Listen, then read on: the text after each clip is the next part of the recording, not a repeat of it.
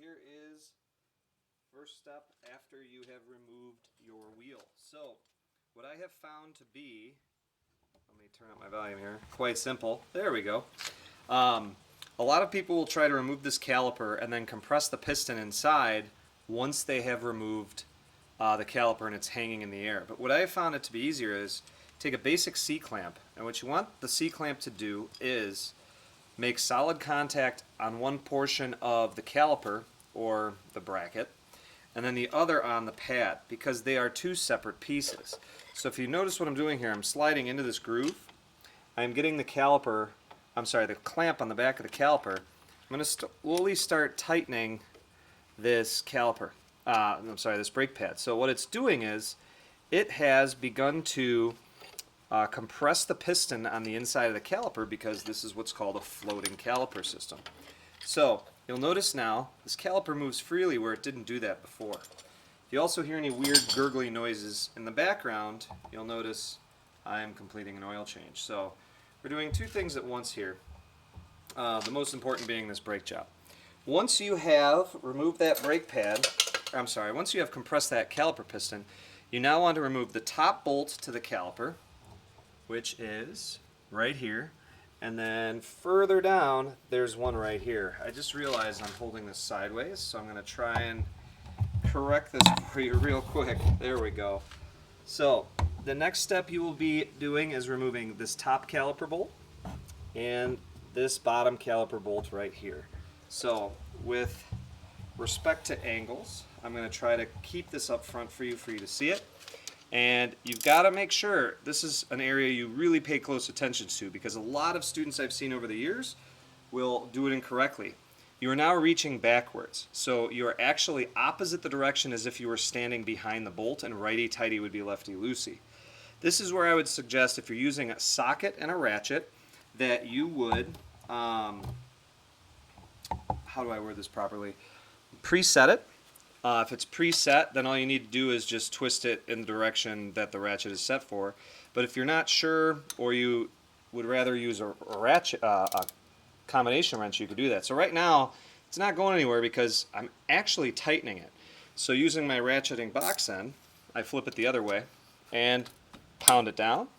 And I will do the same thing to the bottom one. They both came loose very easily. And now I'm going to remove the two caliper bolts. I always prefer to start with the bottom caliper bolt. I'm also wearing gloves because I have a tendency to always hit my knuckles on stuff. You can hear the wind. Let's hope the leaves don't blow on the motor oil. Ay caramba. So, bottom bolt is out. We now have a more wiggly jiggly caliper. Then we are going to move on to caliper bolt number 2. So, once you get this loose, I've seen a lot of people do this and it's a huge mistake. Never let the caliper hang by the rubber brake hose. These rubber brake hoses are multiple layers, and what one of those layers would do is potentially rip on the inside, causing premature failure. So, got this caliper out, don't let it hang by the hose. I will usually tuck it up like this, or I will run a bungee cord from here up to the strut. So I'm going to do that. So, I've also learned I can't talk in the first 2 or the last 2 seconds of recording. I'm going to take just a simple store-bought little cheapo bungee cord you've seen the auto parts discount bins. Hook it on here, go up around the spring and back to it, and guess what?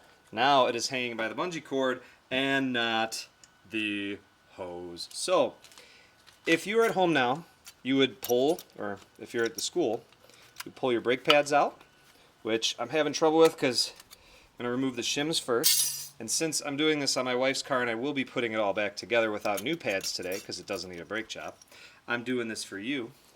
We're going to just remove those and show you what's going on here. So, that pad came out.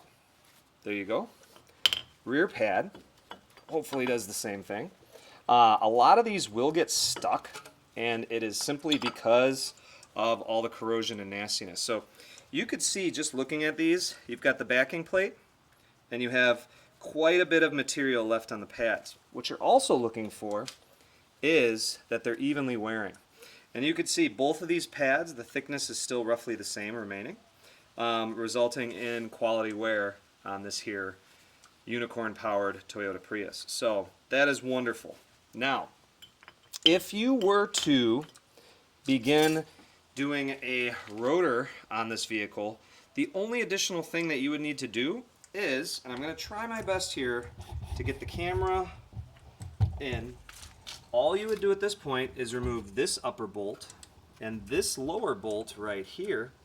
And what that would allow you to do is remove, if I can get this back up right, this caliper bracket, and on this Prius, you already have a loose rotor. So notice how you cannot pull the rotor off currently. No, it will not, no matter what you do. You would undo that bolt and that bottom bolt in the back. Typically, they're like a 19. The caliper pin bolts themselves vary. Then what you would do is loosen those two, take this bracket off, and replace the rotor. Before placing a new rotor on the car, you want to wash it with soap and water. Nothing really else. Soap and water will get in the porousness, or I was going to say the porosity, of the steel and remove some of the mold compound and preservation oil that they are sprayed with prior to being bagged, because they may sit in a warehouse that has high levels of humidity, and you do not want to open a brand new rotor with rust all over it. So when we are doing this in lab as a class, if we're trying to do 2 front brakes in one class period, we send, after we get the wheel off and we know the rotor is you bought the right ones, we send 2 students over to the sink to wash that with soap and water, while the other students remove the brake pads and the caliper brackets and pull it all apart. At this point, you will need a wire brush and some brake cleaner, and I'm going to go run and get it. Alright, so it's all apart, and now what you really need to do is hopefully have good lighting, and you are going to clean where the pad seats. So if you're not replacing your rotor, you have to do this. If you are replacing your rotor, you also want to do this. So it'll be just easier with it off the car. You want to use like a small wire brush, again like in the 99-cent bin at the auto parts store, and try to get some brake clean. Brake cleaner is awesome, just watch your eyes. I use it to clean a lot of different things. You could tell with the time lapse the oil is almost full in the drip pan, but I buy everything from Advanced Auto Parts. That's not like a product placement, but it's cheap, and there's one really close to my house. And for stuff like that, it's as best you can. If you have a really nice driveway, which this is just the garage floor, so it's not super nice, what you will need to do is make sure you, what's the word I'm looking for? Cover it up a little bit so all the crud that falls doesn't stain it, but I'm going to hit it with the wire brush and clean it out really well. And what that's going to do is enable the brake pads to slide in the seating positions to allow smooth braking and disengagement of the pads so you don't experience what's called brake drag, which would cause a major decrease in fuel economy, which is important on the unicorn-powered Prius, and which is super important with just performance in general, so you don't heat up and warp your brake rotors. So once I'm done with this, I'll show you that we'll put everything back together. So, all right, continuing on, we're going to start putting the brake pads back in. So if you were just doing a brake inspection, you're going to put it all back the way it was. Now, if you're like some people who go, oh shoot, which one went where? How do I tell? Flip it over. You will often find an evidence mark of the caliper piston, which is hanging up there now, just out of sight of the camera. There we go. And it will match up with this. So right away you know it's the back pad. Also, I have seen students put these in backwards. I've seen them put them in the opposite direction. I've seen everything possible over the years. So what you want to do is make sure the curve of the pad follows the curve of the rotor. And you're also going to want to check the safety devices which warn when the brake pads are running out. These I'm going to have to fix off camera because I'm trying to figure out what happened here, if these were dealer installed or my dad installed. But these brake warning devices were bent back and installed improperly.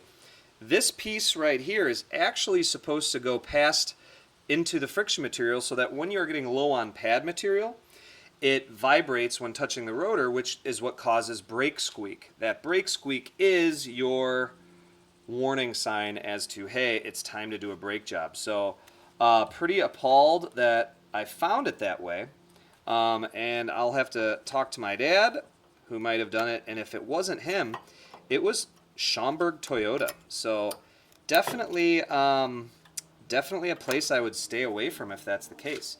Be cleaning and fitting. But you'll notice that just went right back in as it should. Then I will do the rear brake pad about the same. You will usually have a more difficult time getting the rears in than you do the fronts because you got to fit your head in that wheel well. And you can see I'm struggling a little bit here too. There we go. And it's just about in. And after this, all you have to do is line up the caliper and the 2 caliper pin bolts, and then you reassemble. So I'm going to stop here right now and struggle off camera and hop back on in about a minute when this is on and I'm ready to bolt the caliper. All right, with both the front and the rear pads, or front face, oops, there goes the shim. Front facing pad and rear pad in, or inboard and outboard as an ASE tech would call them. You can now remove your caliper. Don't forget to remove the bungee cord and not leave it on there. Holy cats, if that happens one more time, I might lose my mind. Make sure that is on. Then you gently slide your caliper on. So if you didn't pre-compress your caliper now, if this piston were still sticking out, you would need to use a clamp and an old pad to squeeze it in. So let's see if I can do this without. At this point, we're going to begin by hand threading the upper and the lower caliper pin bolts to get the caliper secured into place. Ooh, one thing I forgot to tell you, and now this stinks, but I'm going to have to take it apart to show you. You want to make sure these caliper pins move freely. One of the most common things you will come across is the caliper pins themselves get seized or stuck, and you pretty much just want to, you know what? I hate to do this, but I'm going to unbolt it. We're going to watch those shims fall again. You're going to laugh, and I'm going to get angry. But that will come out. We will temporarily put the caliper right back up here. Hopefully it doesn't fall. And you want to see if this pin moves. So this upper pin is moving. You can't see it, but the lower pin is moving.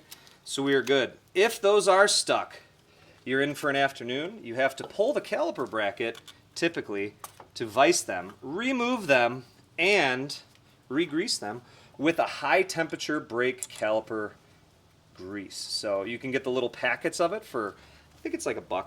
They're 99 cents, or it's about $1. And if that doesn't work, you could buy a tub of it if you plan on doing multiple brake jobs in the future. So I'm getting these 2 pins back on.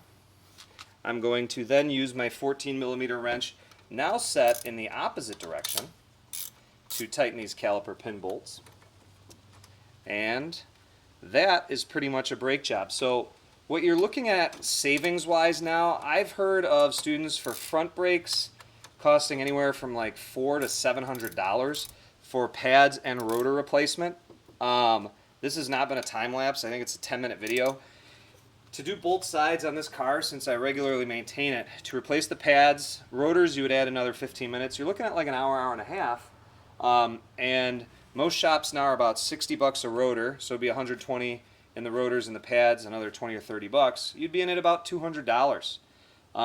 Save the grease, save the caliper or brake clean for the next brake job, and you've already saved between $200 and $400, $200 and $500. It's crazy. To do all 4 wheels, it's in the $800 or $900 to $1,200 range now. So something pretty crazy to think about. So what you would normally want to do now is look up the torque specs for these. I've done this car before, so I know it is. Yes, I helped my dad do it before, but I know that that is about 40 foot-pounds. Sometimes they're 30, 36, etc. Those are tightened now.